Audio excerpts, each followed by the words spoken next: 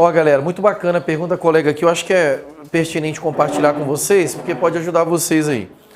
Pô, quem tá com o edital aberto aí, do TRT15, ou quem tiver em casa aí com outro edital também, o pessoal que é nosso aluno online, tem que ter muito cuidado para não perder o foco. Por quê? Porque estão saindo muitos editais ao mesmo tempo. Vocês estão percebendo? Tipo, todo dia você acorda de manhã tem um edital. Essa semana, cara, praticamente eu não fiz mais nada na minha vida, a não ser ver edital, porque saíram 3 editais essa semana para nossos alunos aqui. Então é foda, porque tá saindo muito. E aí o cara começa a estar desesperado porque quer mudar de vida, aí começa, vou ali, domingão, vou lá fazer essa prova. Então tem que ter muito cuidado para você não ficar tentado a perder o foco. Então, por exemplo, eu tô aqui, TRT.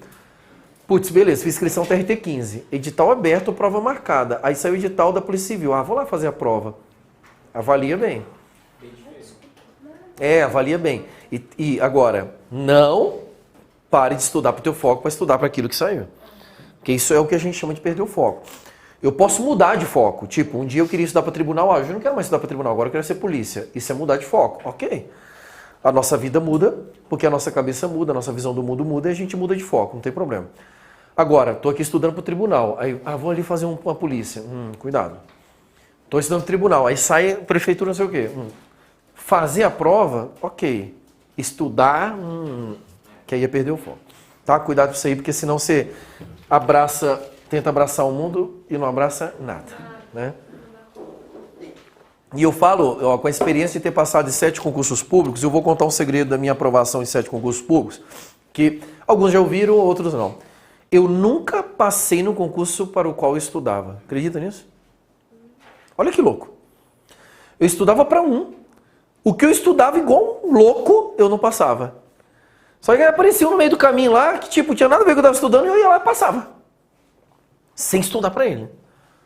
Por quê? Porque eu estava num nível tão top naquilo que eu estava estudando, só que no dia que eu ia para aquele que eu estava estudando, eu ficava exigia muito de mim, né? Eu ficava mais ansioso, era uma pressão emocional maior. E no outro não, o outro eu falei, não estou nem aí, porque esse aqui eu não estou estudando mesmo, passava.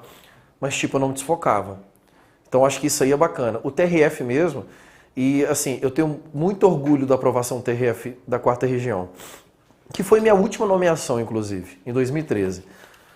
E eu não assumi. Não assumi porque, tipo, pagava menos que eu ganhava e trabalhava mais do que eu trabalhava. E eu acho que essa era uma conta bem simples de fazer.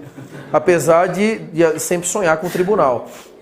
Mas quando eu passei no TRF4, tipo, eu não estudava para concurso há 2 anos. Eu tinha parado de estudar para concurso em 2008. Em 2010 eu fiz a prova TRF4 para acompanhar aluno. Qual que é a única matéria que eu sabia? Constitucional, que eu dava aula. Daniel, mas como é que você passou? Você passou sem estudar? Isso não existe. Você gosta de passar sem estudar? Não existe. Tá, e como é que eu passei no TRF, FCC, todo mundo querendo aqui vazar a porra do TRF, 2 anos sem estudar? Velho, eu estudei 15 anos. Eu tinha bagagem. Eu tinha constitucional, eu sabia tudo e ainda errei uma, que foi aquela que eu dei o exemplo ali. A única que eu sabia, ainda errei. Administrativa é quase igual ao constitucional, então, tipo, fiz algumas. Português eu sempre fui bom. Arrebentei português. Raciocínio lógico eu adoro. Raciocínio lógico, tipo assim, é fácil. A guria que tá aí, a melhor no simulado que a gente teve aqui, a Ju, que tá fazendo TRE Pernambuco, ela tirou 51 no simulado aqui no último. Tá top. E ela errou muito de raciocínio lógico. Na hora que ela chegou lá fora, não sei quem tava lá fora comigo lá na hora que ela mostrou. Você tava, né? Ela olhou assim e falou, cara, só não achei essa questão, a guria tá mais top. Aí eu olhei e falei assim, é letra B. Aí ela, como você sabe? Aí eu falei, pô, não esquece. Então, aconteceu isso comigo? Aconteceu. Mas eu não perdi o foco. Tá? Então, cuidar para não perder o foco com esse tanto de edital saindo aí. Então, vai lá e faz a prova. Mas não para estudar criminologia, por exemplo, que não tem nada a ver com o TRT. Tá? Cuidado com isso aí. Nós fizemos a 40 ou 41. A respeito dos direitos e garantias fundamentais, considere as seguintes assertivas. 1. As normas definidoras de direitos e garantias fundamentais têm aplicação imediata. 2. São gratuitas as ações de habeas corpus e habeas data e, na forma da lei, os atos necessários ao exercício da cidadania. 3. A pequena propriedade rural, assim definida em lei, trabalhada pela família, será excepcionalmente objeto de penhora para pagamento de débitos decorrentes da sua atividade produtiva. E 4. O Brasil se submete a jurisdição do Tribunal Penal Internacional, a cuja criação tenha manifestado adesão.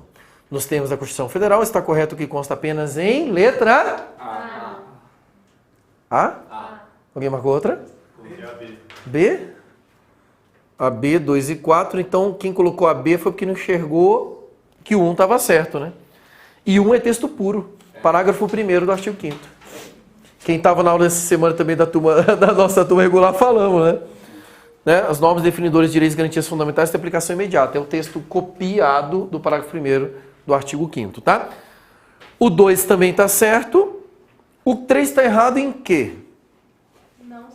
Não será objeto de penhora, né? O 3 aqui ele deu uma zoadinha.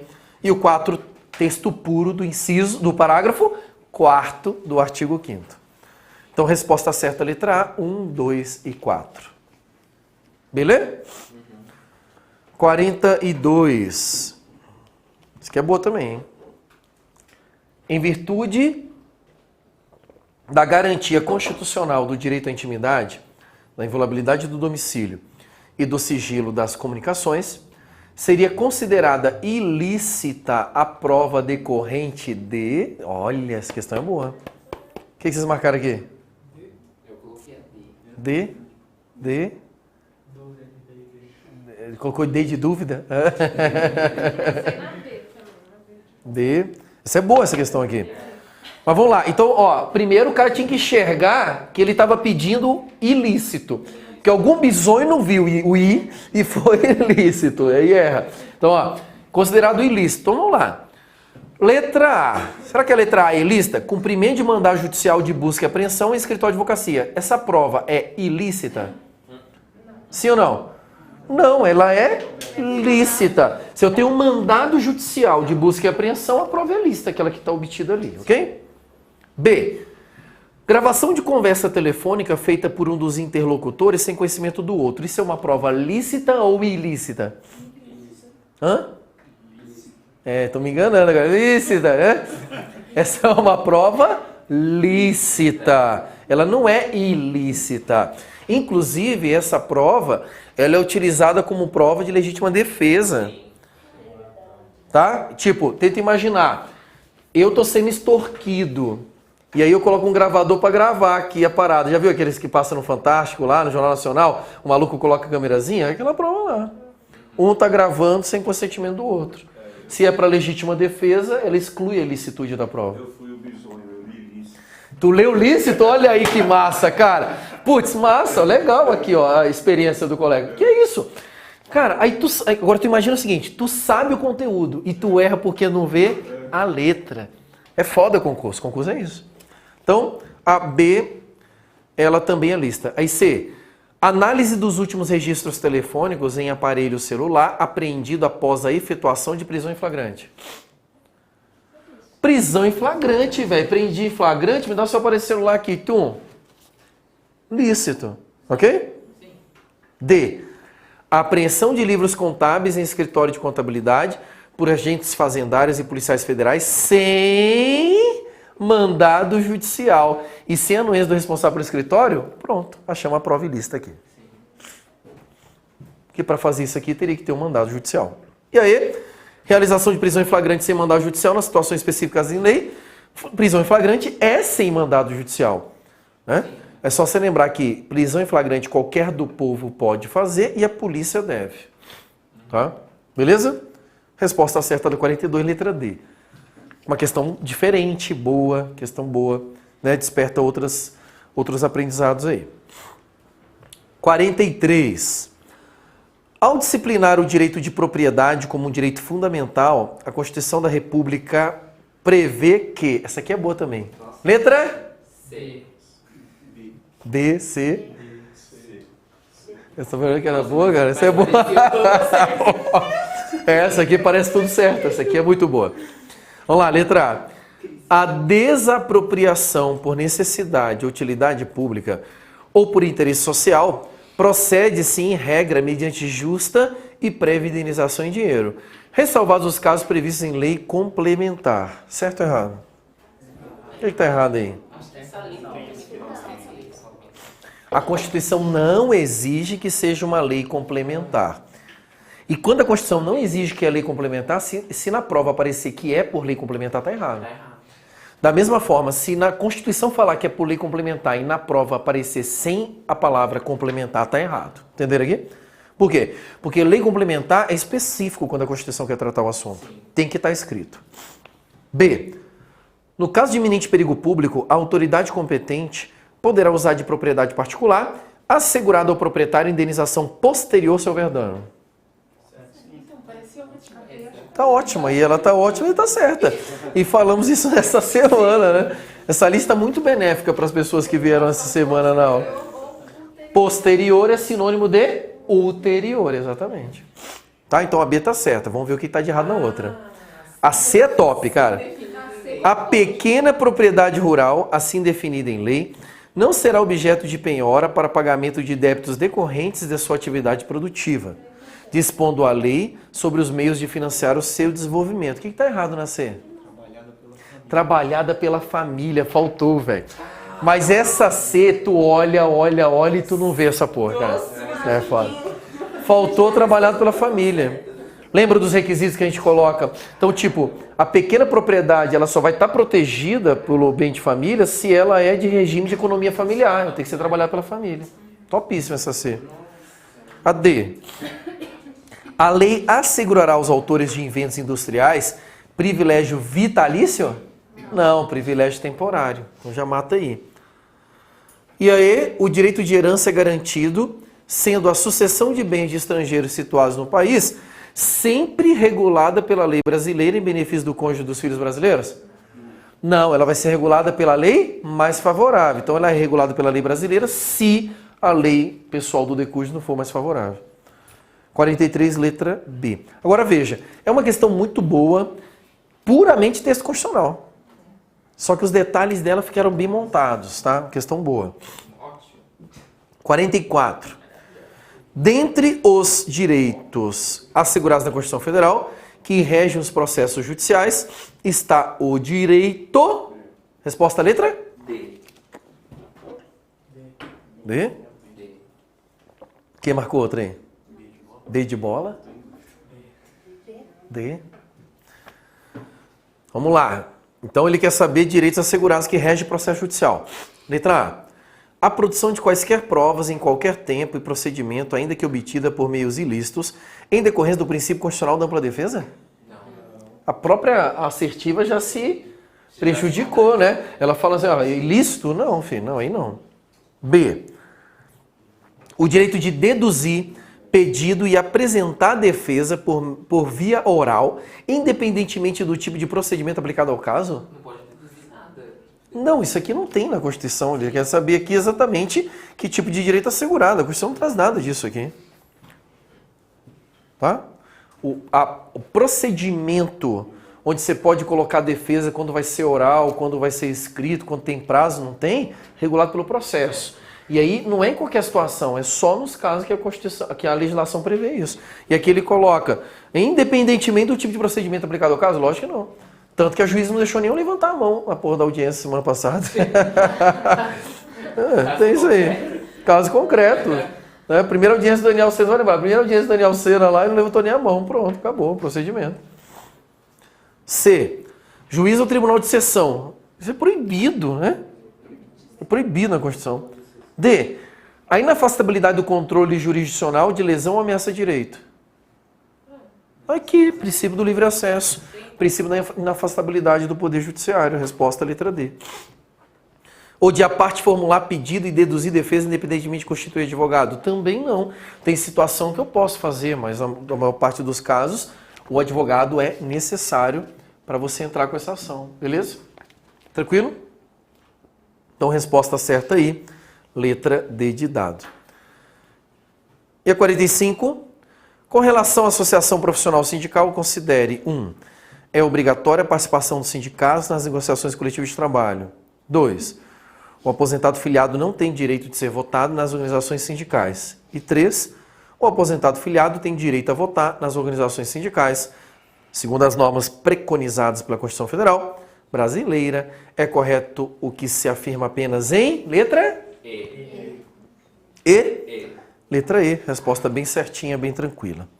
Show de bola? Vamos para mais 15. Boa sorte para vocês aí. Vocês estão bom, velho. Tá indo aí, cara. Processo de evolução contínua. Sempre. Que hora que vai ser amanhã de manhã? Porque tá assim, Deixa eu só...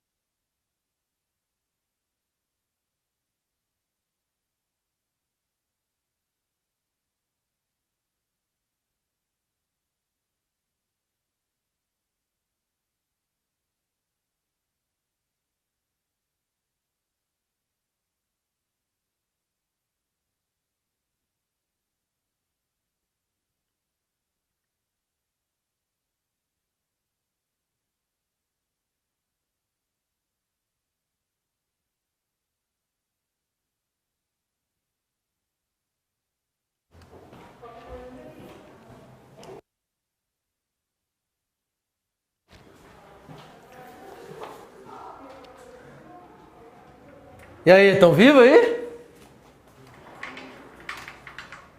Vamos lá? Show! Foram judiados agora ou não?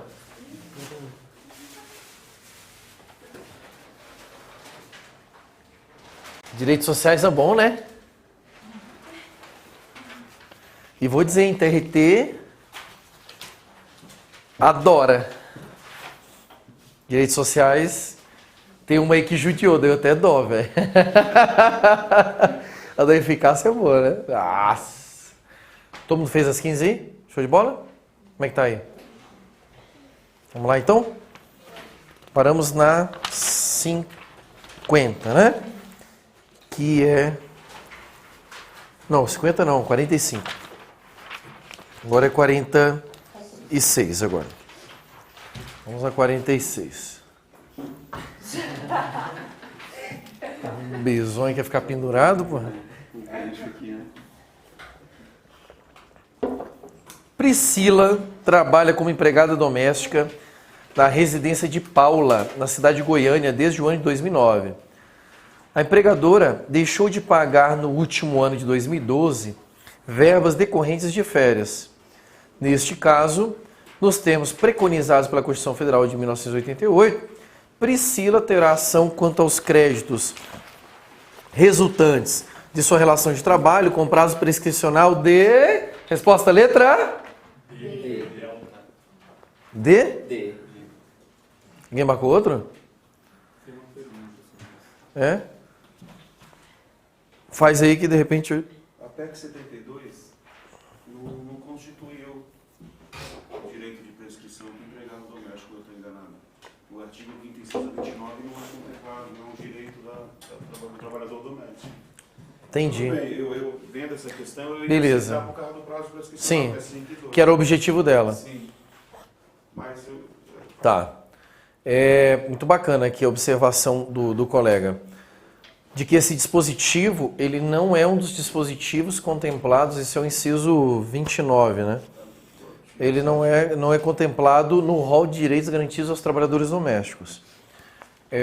Mas temos um detalhe sobre isso, vamos lá. Primeiro eu vou dar uma perspectiva de constitucional, depois a perspectiva de concurseiro, tá? Constitucional, o rol é exemplificativo dos direitos dos trabalhadores domésticos. Então, se quiser garantir mais do que aquilo, não teria um problema constitucional, tá? Não teria um problema. Então, aquele é tipo o núcleo mínimo de direitos que tem que garantir, tá? O fato de dizer assim, esse dispositivo não está garantido, não significa que tipo o cara não possa usufruir. Seria uma primeira perspectiva. Mas na perspectiva do concurso, o objetivo da questão era saber os cálculos prescricionais, né? Mas foi excelente sua observação, tá? Muito pertinente. E quando a perspectiva da questão da prova for prescrição, esse prazo prescricional, ele quer que você olhe para o inciso 29 do artigo 7º e lembre do que está lá. E uma coisa, cara, não sei porquê, mas o examinador da FCC sempre coloca um 3 no meio. E não tem 3 no meio, é 2 ou é 5. Aí olha só, letra A tem 3, letra B tem 3, letra C tem 3 e letra E tem 3. Se eu sei que 3 não existe, ou é 2 ou 5, velho, eu podia até ficar na dúvida quando é 2 e quando é 5, mas eu não erro a questão aqui. Letra D, resposta certa.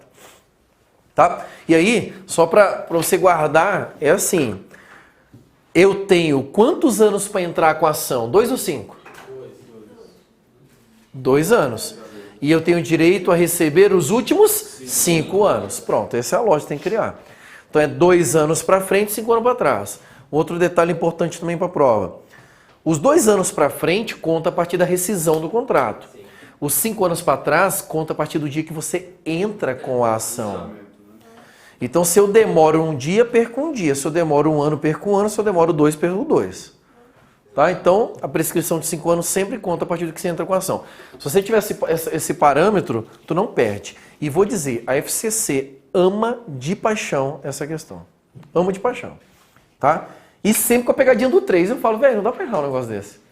Então, letra D, 46. 47. Considere duração do trabalho normal não superior a 8 horas diárias e 44 semanais, facultada a compensação de horários e a redução da jornada, mediante acordo ou convenção coletiva de trabalho. 2. Jornada de 8 horas para trabalho realizado em turno ininterruptos de revezamento, salvo negociação coletiva. 3. Remuneração de serviço extraordinário superior no mínimo em 30% do normal. 4. Licença gestante sem prejuízo do emprego e do salário com a duração de 120 dias. De acordo com a Constituição Federal Brasileira, são direitos dos trabalhadores urbanos e rurais, dentre outros os indicados apenas em... Resposta letra? E? Alguém marcou outra? Tranquilo? Letra E. Então, a 1 e a 4 estão corretas. Vamos ver o que está errado na 2. A 2 está errado o quê? Se é jornada de turno ininterrupto, 6 horas. Aí você tem que lembrar do bancário, tá? Então, o bancário trabalha 6 horas por quê? Porque é jornada de turno ininterrupto. E o 3 está errado por quê? Remuneração civil extraordinária superior no mínimo em 50%, não 30%. Então, uma questãozinha bem básica de texto puro aqui, que é comum, cara. A FCC adora esse tipo de questão aqui sobre direitos sociais. E aí vai a dica. Direito social, artigo 7º, MOI, vai. Lê, relê, trilê. Mas de vez em quando o examinador vai acordar mal. E quando ele acordar mal, mulher dormir de calça jeans, ele vai fazer uma questão como a 48. Essa 48, ela é perfeita de top.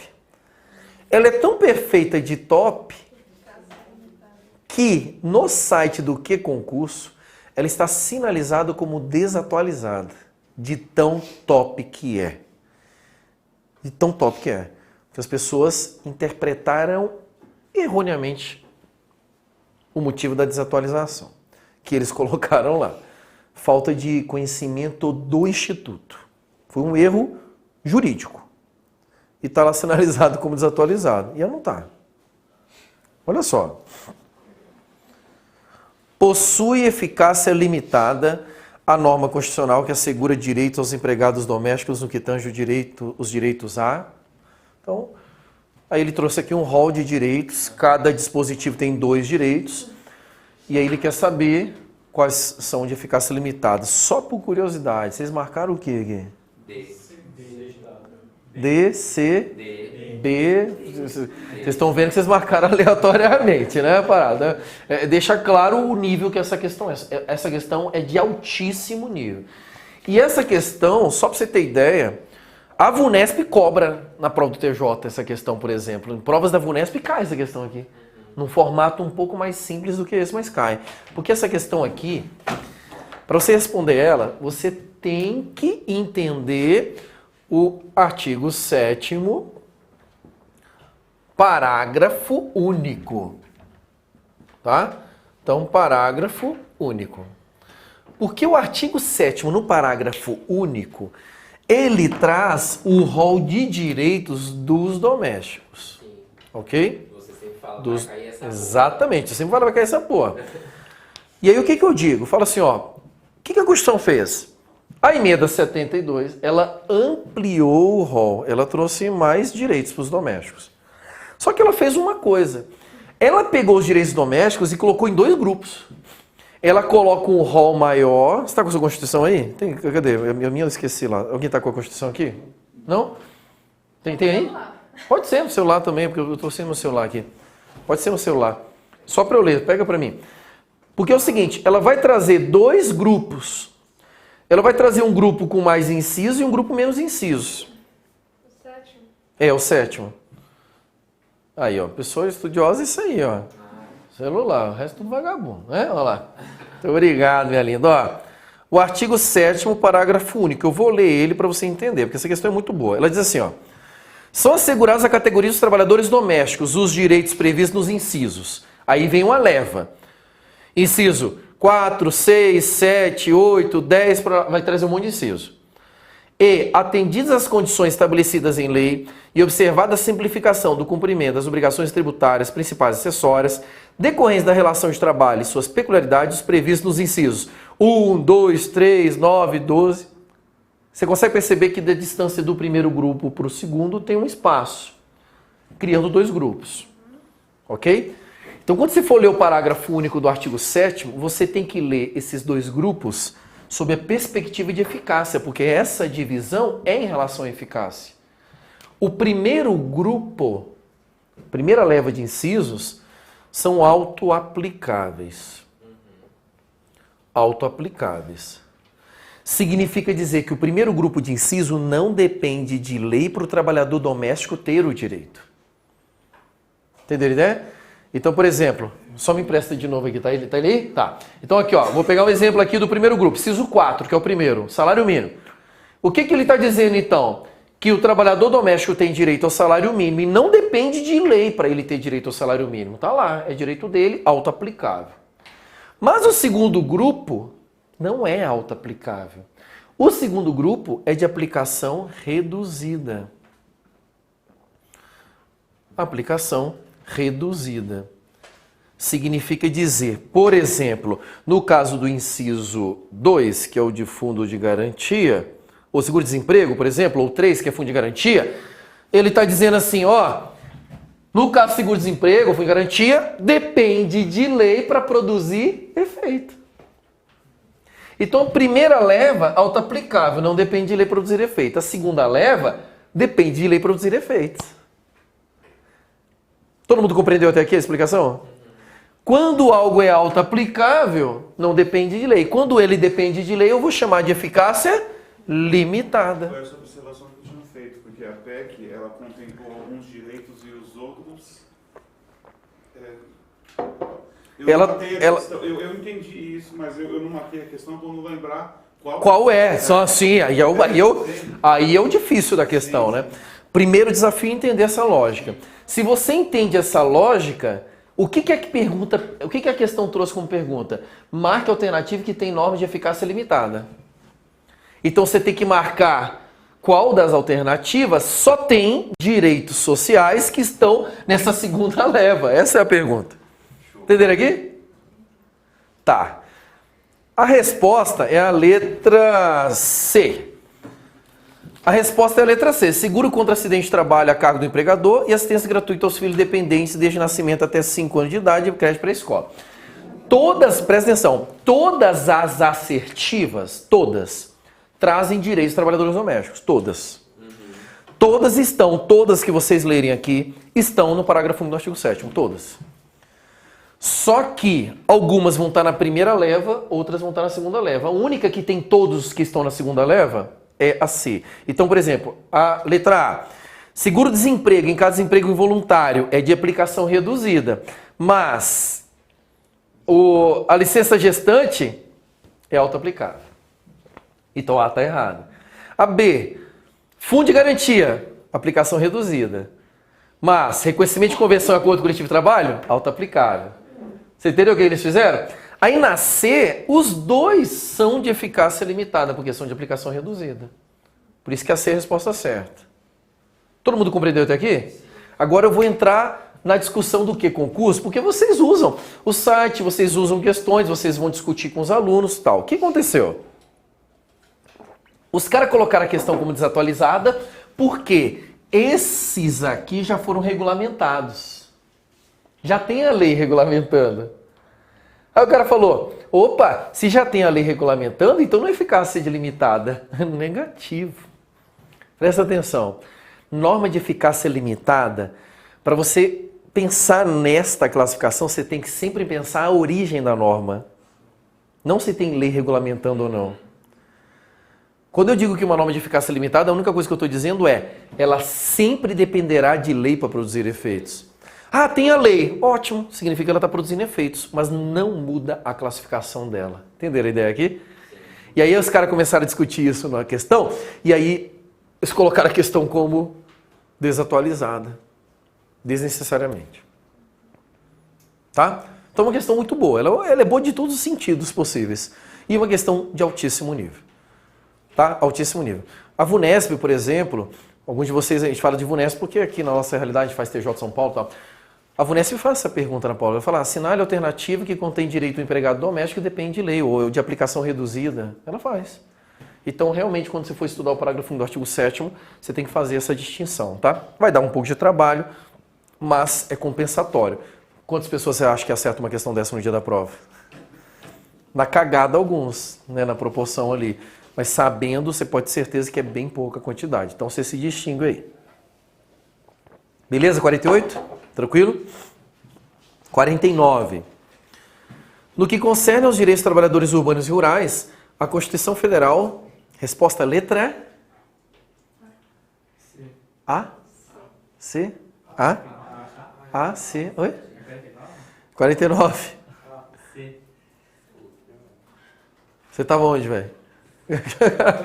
Ah, você tá. Caraca, já acabou lá aquela onda lá. Ficou uma dúvida no 48, por sinal? Tá tranquilo? Tá, então 49, letra A ou C? Vamos lá. A foi maldosa. A foi maldade, tá, gente? A não foi de Deus, não. Ó. Proíbe o exercício de trabalho insalubre pelo trabalhador com até 18 anos de idade? 18 pode. 18 pode, exatamente. Ela é proibida para os menores de 18 anos. Ou seja, com o trabalhador até 17 anos. Maldosa. Tá? Então, tá errado. B. Admite que sejam estabelecidas determinadas distinções de trabalho manual, técnico e intelectual? Não, é proibido, né? Proibido haver distinção. C. Estabelece igualdade de direitos em trabalhador com vínculo empregatício permanente e trabalhador avulso? Sim, é o último inciso do artigo 7º. Texto puro também. D. Prevê irredutibilidade salarial absoluta? Não. Por que não? Salvo o acordo ou convenção coletiva, exatamente. E E. Assegura assistência gratuita aos filhos dependentes do trabalhador desde o nascimento até os 6 anos de idade? 5 anos. Isso aqui é bem batida na FCC, tá, gente? 5 anos. Então, 49, letra C. A 50 foi mais uma aí que pulou de novo aí para nós, repetida, que é aquela das empresas, que a resposta é a letra B, por mais de 200 empregados, né? 51. Considere as assertivas. 1. A lei não poderá exigir autorização do Estado para a fundação de sindicato, ressalvado o registro no órgão competente, vedadas ao poder público a interferência e intervenção na organização sindical. 2. É vedada a criação de mais de uma organização sindical em qualquer grau representativa de categoria profissional ou econômica, na mesma base territorial, que será definida pelos trabalhadores ou empregadores interessados, não podendo ser inferior à área de um município. 3. Ao sindicato cabe a defesa dos direitos e interesses coletivos ou individuais da categoria, exceto em questões judiciais ou administrativas. 4. É vedada a dispensa de empregado sindicalizado a partir do registro da candidatura a cargo de direção ou representação sindical e ser eleito, ainda que suplente, até um ano após o final do mandato, salvo se cometer falta grave nos termos da lei. Está correto o que se afirma em? C. Hã? C. A, C. Então, quem marcou A não viu que a 2 está correta. Qual que é o erro que você achou na 2? A 2. É vedada a criação de mais de uma organização sindical em qualquer grau representativo de categoria profissional e econômica na mesma base territorial. É isso mesmo. Princípio da unicidade sindical. Então, a 2 está certa. Resposta à letra C.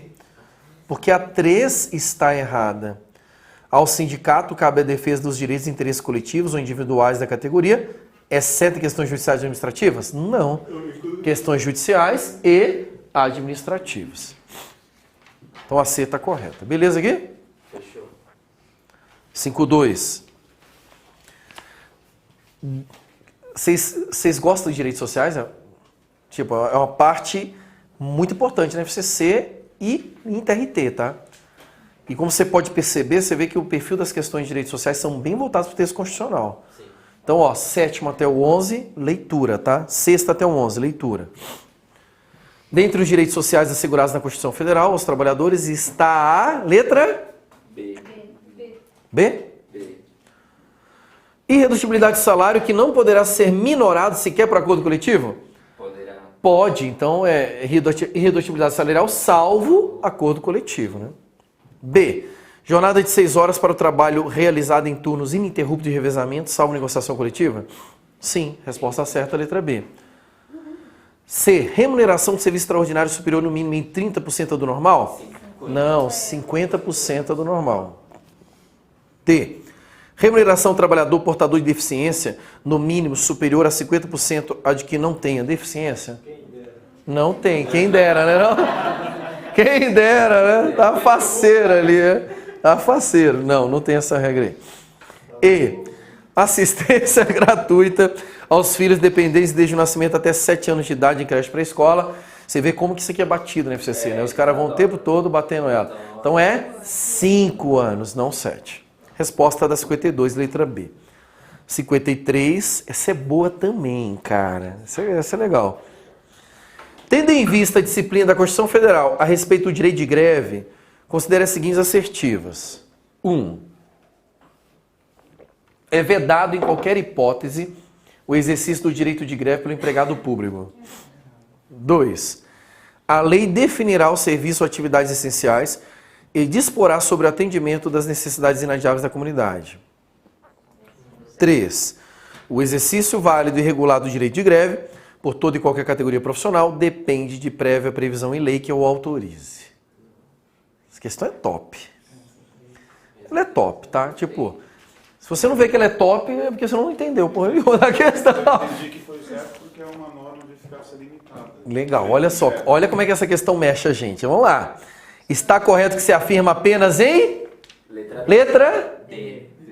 D? C. C? C. B? Tá vendo? Essa questão é top. Ela é top. E olha só, cara, como é que ela é top. Vamos lá. Qual que é o grande problema dessa questão aqui? O problema dessa questão é porque ela trouxe a figura do empregado público na primeira e fez tu pensar na greve servidor público. É tipo inconsciente, assim, tu pá, porque aí leva essa conclusão de que a greve é norma de eficácia limitada. Só que tem um porém. A greve, o direito de greve é de eficácia limitada para servidor público, não para trabalhador. E aqui ele está falando do artigo 8º, no 9º, que é a greve do trabalhador normal. E a greve do trabalhador normal não é de eficácia limitada, ela é de eficácia contida. Olha só que foda, então. Greve de trabalhador do artigo 9º, eficácia contida. Greve de servidor público, artigo 37, eficácia limitada. Aí eu volto para a questão. A1. É vedado em qualquer hipótese exercício de greve do empregado público? Não, errado. O empregado público pode fazer greve e ele faz greve nos termos do artigo 9º. Beleza? Que é o que a questão está trabalhando. Tudo bem? Aí o 2 está certo. Todo mundo viu que a 2 estava certo, né? Tá tranquilo, porque é texto constitucional. Aí a 3 ferra. O exercício válido e regular de direito de greve por toda e qualquer categoria profissional depende da previsão em lei que autorize? Errado. Porque o que depende da lei que autoriza é a greve de servidor público, que é no 37. Aqui, eficácia limitada, eficácia contida, que é auto-aplicável. Então, o direito de greve dos trabalhadores que são regidos pela CLT não depende de lei para ser exercido. Ele é auto-aplicável. O cara lê na Constituição já pode fazer greve. Mas como a eficácia é contida, ele coloca, se tiver uma lei regulamentando, você tem que seguir o que está na lei. Questão também de altíssimo nível essa aqui, muito boa. De forma que a resposta certa da 53 é letra D de dado. Beleza? Dúvidas aqui? Nacionalidade. Agora é bom, hein, top, hein? Nacionalidade é gostosinho, né? Vamos lá, 54. Se não fosse uma questão desse tamanho, né? Patrícia e Pedro são brasileiros natos e casados há 6 anos. Patrícia está grávida de 7 meses. Pedro, ministro do Estado do Governo Federal, tem uma reunião de trabalho na ONU, com duração de 1 semana em Nova York. E leva sua esposa, Patrícia, para lhe acompanhar nessa viagem. Durante a viagem, programada para o período de 20 dias, Patrícia é internada às pressas em um hospital de Nova York, onde acaba realizando o parto. O filho do casal Pedro nasce com saúde e prematuro em Nova York. Nesse caso, segundo a Constituição de 88, Pedro será considerado brasileiro nato. E aí você tem que complementar. Então, para resolver essa questão, primeiro que ele já afirmou que o moleque é nato. Sim. Então não é um problema pensar se ele é nato ou não. Mas você vai ter que saber se ele é nato como, né? Então você tem que dominar aqui o artigo 12, inciso 1, que traz as regras para se tornar brasileiro nato. Aqui, o que você precisa ter, qual leitura você tem que fazer da historinha? Olha só, eu já sei que ele é brasileiro, ok? Mas tem um elemento na historinha que vai decidir a questão. E qual que é esse elemento? É que Pedro é ministro de Estado do governo federal. E se ele é ministro de Estado do governo federal e tem uma reunião de trabalho na ONU e viaja para o exterior, então a questão já te diz que ele está a serviço da República Federativa do Brasil. Vocês marcaram letra? B? Aí eu viajei, eu coloquei A porque eu achei Viajou, que você ela- viajou lá no Eu Nova falei, York ela tá grávida, e viajou a essa questão. Bagaça tá aí. Não, olha só. Você entenderam onde a questão vai? Ela viajou junto. Eu falei, ela tá de gaiato, o que É. ela quer aí? Essa que era a sacada da questão. Você teria que ter essa noção aqui, de que o cara estava a serviço. Então, resposta letra B. Independentemente de qualquer ato de registro em repartição brasileira competente ou residência posterior na República Federativa do Brasil. Por quê? Porque quando os pais, um dos pais viaja para o estrangeiro a serviço da República Federativa do Brasil e o filho nasce lá, tanto faz se o outro pai é estrangeiro. Basta que um seja brasileiro e esteja a serviço do Brasil. Na hora que nasce o filho é nato, não precisa fazer nada. É automático. Essa é a hipótese do artigo 12, inciso 1, a linha B de bola. Tá? A nacionalidade originária aqui é automática. Por isso que cai na B. Agora, olha aqui que ele diz na A. Pedro será considerado brasileiro nato, desde que seja registrado em repartição brasileira competente ou venha a residir na República Federativa do Brasil e opte qualquer tempo depois de atingir a maioridade pela nacionalidade brasileira. Ele repetiu aqui a linha C. Só que a linha C não se aplica para o caso porque o pai está a serviço. Se não tivesse a serviço, a C, essa aqui estaria certa. Mas como o pai estava a serviço, pronto, matou a questão ali na B. C. Brasileiro nato, desde que seja registrado em partição brasileira competente e venha a residir na República Federativa do Brasil, optando. Aqui a C, ele faz a mesma coisa que ele falou na A, só que aqui ele colocou e venha a residir. Né? Então ele fez um erro aqui do texto constitucional, porque não é ou. A D, desde que seja registrado em uma partição brasileira competente ou venha residir na República, antes de completada a maioridade, alcançada esta opta pela nacionalidade brasileira, também não é o caso. E aí, também não é o caso, porque ele traz a mesma regra. Então, ele pegou e confundiu aqui a linha B com a C, foi isso que ele trouxe. Mas, para acertar, você tinha que ter lido que o cara estava a serviço. Tá? 54B. Não. É um ou outro. Ele está a serviço lá. É. Ele está a serviço. Mas ele pode pegar a dupla cidadania também? Pergunta do colega é muito boa. Daniel, ele pode ter dupla cidadania? Não me interessa isso aqui. Por que que não me interessa? Eu vou te dizer por que não me interessa. Porque eu não sei a regra de lá. Para saber o que ele tem lá, eu tenho que conhecer a lei de lá. E eu não sei. Entendeu a ideia? Porque essa é uma curiosidade inerente quando você resolve questão de nacionalidade. Todo mundo que resolve questão de nacionalidade fica pensando, tá, e ele tem a nacionalidade de lá? Eu male sei a Constituição daqui. A de lá, você entendeu a Se parada? ele não estiver a serviço do Brasil, ele poderá ser americano. Se ele não estiver a serviço do Brasil. Eu não sei qual que é a regra que está lá. Você sabe dos Estados Unidos, mas se for China, Japão, eu não sei. Então eu nunca penso no que vai acontecer lá. Até porque nunca vão me perguntar num concurso do Brasil o que acontece lá. Entendeu a ideia? Tá? É uma curiosidade que a gente tem. Mas para a prova... Que poderia ter dupla nacionalidade. Então, mas aí ela vai ter que te dar. Se a questão te afirmar que vai ter dupla nacionalidade, ele vai ter que te afirmar quais foram os critérios da questão. Como é que ele adquire essa dupla nacionalidade?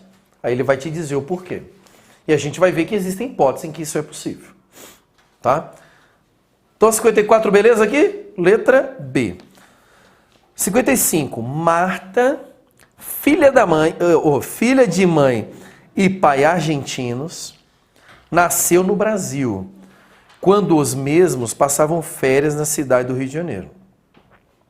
Gleide, filha de mãe brasileira e pai americano, nasceu em Orlando, quando a sua mãe, a serviço da República Federativa do Brasil, apresentava palestras sobre direitos humanos. Hernandes, filho de pai brasileiro e mãe uruguaia, nasceu em Montevidéu, quando seu pai, a serviço da República Federativa do Brasil, laborava nos portos do referido local. Nestes casos, segundo a Constituição Federal Brasileira, então aqui também você vai ter que verificar a nacionalidade. Vocês marcaram letra? C. C? Alguém marcou outra? A? É uma questão muito boa. É uma questão quase de raciocínio lógico. Então, mas você vai ter que parar. Esse é o tipo de questão que você para e analisa cada caso. E vai colocando no cantinho lá, tá? Então, ó, eu quero saber, então, nesse caso, segundo a Constituição Federal Brasileira, vamos lá. Vamos descobrir o que é cada um. Primeiro é Marta. Marta é filha de mãe e pai argentinos, nasceu no Brasil quando os mesmos passavam férias na cidade do Rio de Janeiro. Pronto. Marta é o quê? Brasileiro nato. Por quê? Porque é brasileiro nato quem nasce no Brasil. Ainda que de pais estrangeiros, desde que eles não estejam a serviço. Então aqui ele já afirmou, ele te deu tudo. Então Marta é nata. Beleza? Gleide. Filha de mãe brasileira e pai americano, nasceu em Orlando, mas a mãe estava a serviço do Brasil. Então Gleide também é nato. Tá? Então Marta é nato, Gleide é nato. Hernandes. Filho de pai brasileiro e mãe uruguaia, nasceu em Montevidéu quando seu pai, que ó, o pai era brasileiro, estava a serviço da República Federativa do Brasil. Então Hernandes também é nato. Matou. Então, Marta, Gleide e Hernandes são brasileiros natos. Resposta certa, letra C. Show? É o que você tem que fazer. Você tem que fazer a leitura de cada um deles lá. Pum, você vai acertar a nacionalidade deles. 56. Jonatas nasceu no Canadá. Seu pai é brasileiro e sua mãe canadense. Quando completou 10 anos, veio juntamente com sua família para o Brasil e aqui passou a residir. No momento em que atingiu a maioridade, Jonatas optou pela nacionalidade brasileira. Nos termos da Constituição Federal, Jonatas... Resposta letra? E. E? Alguém marcou outra? E Jonatas é considerado brasileiro nato. E por que ele é considerado brasileiro nato? Porque ele, Jonatas, nasceu no estrangeiro, filho de pai brasileiro. Estava a serviço o pai? Não. A mãe era canadense, mas o pai era brasileiro. O pai não estava a serviço, então não é a linha B, é a linha C. E a linha C diz assim, se nasceu no estrangeiro e filho de pai brasileiro ou mãe brasileiro, duas possibilidades para ser nato. Primeira, registre em repartição brasileira competente. Sim. Ou volta a residir no Brasil e opta pela nacionalidade brasileira a qualquer tempo, só que ele só pode optar depois de atingida a maioridade, que foi o que ele fez. Ó. Então, no momento que atingiu a maioridade, Jonatas optou pela nacionalidade brasileira. Pronto, se tornou brasileiro nato. Todo mundo compreendeu isso aqui? Quem nunca viu nacionalidade, tá tipo assim, caraca, tá. Quando você assistir a aula de nacionalidade, você volta nas questões e faz, que aí vai fazer sentido. Beleza? 56, letra E. 57. Essa é clássica, hein, gente? Não é privativo de brasileiro nato o cargo de, letra? D. D, né? Ministro do Superior Tribunal de Justiça. Então, os outros todos são cargo privativo brasileiro nato previsto no parágrafo 3º do artigo 12. Ok? E aqui, ministro do STJ não é. Cuidado, hein? Você vê que é muito sutil. Ministro do Supremo Tribunal Federal, ministro do Superior Tribunal de Justiça. Sim. Tá? Então aqui, às vezes, a falta de atenção se acaba perdendo uma questão como essa. 58. Segundo a Constituição Federal, será declarada a perda da nacionalidade do brasileiro... 58, marcaram letra? E. E? E? Então, perda de nacionalidade, tema muito importante, poucas pessoas domino isso aqui, mas está lá no parágrafo 4º do artigo 12. Tá? O parágrafo 4º do artigo 12 vai trazer lá duas regras para perder nacionalidade. Ou é cancelamento de naturalização ou quando adquire outra nacionalidade. Então, será declarada a perda nacional do brasileiro nato que tiver cancelado a sua naturalização, já começou errado. Se o cara é nato, como é que cancelou a naturalização, né? Então A já elimina. B. Será declarada a perda nacional do brasileiro nato que adquiriu outra nacionalidade, ainda que em razão do reconhecimento de nacionalidade originária pela lei estrangeira? Então, brasileiro nato, pergunto para vocês aqui, pode perder nacionalidade? Sim ou não? Você adquiriu? Pode, tá, gente? Então guarde isso. Brasileiro nato pode perder a nacionalidade. Quando? Quando ele adquirir outra nacionalidade. Essa é a regra. Salvo em 2 casos. Quais são os 2 casos que, mesmo adquirindo outra, ele não perde a brasileira? Reconhecimento de nacionalidade originária estrangeira ou imposição de naturalização. Então aqui ele colocou na letra B. Será declarada a perda nacional do brasileiro nato que adquiriu outra nacionalidade, ainda que em razão de reconhecimento de nacionalidade originária pela lei estrangeira? Errado. Porque se é reconhecida a nacionalidade originária pela lei estrangeira, ele não perde a brasileira. E a C. Será brasileiro nato que residia em outro país por mais de 30 anos sem interrupção e lá for condenado a cumprir pena de reclusão? Nenhuma hipótese disso aqui na Constituição. Isso aqui não existe. Inventaram aqui só para questão. Ficou bonito, mas está errado. D. Perda nacional do brasileiro naturalizado, que adquiriu outra nacionalidade, ainda que em razão de reconhecimento de nacionalidade originária pela lei estrangeira, se é reconhecido nacionalidade originária pela lei estrangeira, não perde a brasileira. Lembra disso. Que é aquele caso tipo, minha mãe é italiana, aí eu vou para a Itália fala, sua mãe é italiana? Então toma, você também é italiano. Isso é reconhecimento de nacionalidade originária pela lei estrangeira. Eu não perco a brasileira. E aí, que tiver cancelado a sua naturalização por sentença judicial em virtude de atividade nociva ao interesse nacional, essa é a hipótese prevista no artigo 12, no parágrafo 4º, primeira linha. A parte de nacionalidades são quais artigos? 12. 12 e 13. O 13 é pífio, quase não cai, mas o 12 é o que realmente despenca em prova. Tá? É igual daquela brasileira que foi condenada. É igual aquela brasileira que foi condenada nos Estados Unidos, que vocês viram na mídia lá. Que ela foi lá, estava morando nos Estados Unidos, tinha o green card, estava de boa, vivendo lá, casado com a americana. Aí ela, vamos me naturalizar, naturalizou norte-americana. O que acontece quando ela se naturaliza voluntariamente? Perde a brasileira. Não foi imposta, Tá bom. né, no caso. Não foi imposta, ela foi voluntariamente. Então, voluntariamente adquiriu, perde. A gente tem uma aluna da turma da polícia que ela está numa situação dessa peculiar. Ela é brasileira e o marido dela é português. E aí o que acontece? O marido dela vai passar a nacionalidade para os filhos, mas não consegue passar para ela. Só que ela tem a possibilidade de optar, mas se ela optar voluntariamente, ela perde a brasileira, só que ela estuda para concurso. Aí ela estava nesse dilema. Ai, queria ser francesa. Ai, queria ser francês. Ah, mas você não vai poder fazer concurso. Ah, então eu fico brasileiro mesmo. É? Por quê? Porque se for lá voluntariamente adquirir outro, você perde a brasileira. Tá? Essa 58 é uma questão muito boa de prova. Porque pouquíssimas pessoas conhecem o tema de perda de nacionalidade. Ele não é um tema comum assim. Direitos políticos agora, hein? Vamos lá. 59. O plebiscito, resposta letra? B. Não sendo propriamente processo eleitoral, não exige obrigatoriedade do voto? Exige sim. Se você fizer um plebiscito, participar de um plebiscito, você vai ter aqueles comprovantezinhos de voto lá igualzinho os outros, tá? Porque faz parte da democracia. C. Não tem previsões... Ou B. É uma das formas de expressão da soberania popular? Sim, é uma das formas de expressão da soberania popular. É uma das formas de você exercer diretamente a sua democracia. C. Não tem previsões expressas na Constituição? Errado, tem previsões expressas na Constituição. D. Está limitado pela Constituição as hipóteses de desmembramento do Estado do município? Não está limitado a isso. Essa é uma das hipóteses. Então, para a criação de novos estados e criação de novos municípios, nós vamos trabalhar isso na turma regular também. A Constituição exige no artigo 18 plebiscito. Tem que ter plebiscito.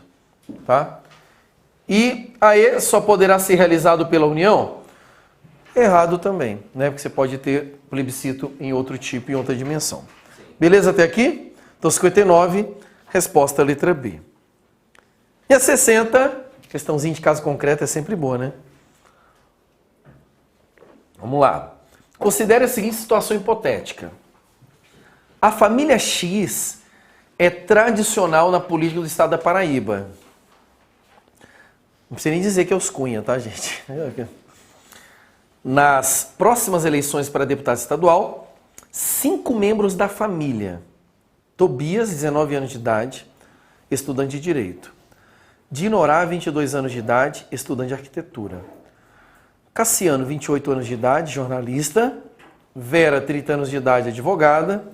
E Geórgia, 42 anos de idade, com conclusão somente do ensino médio.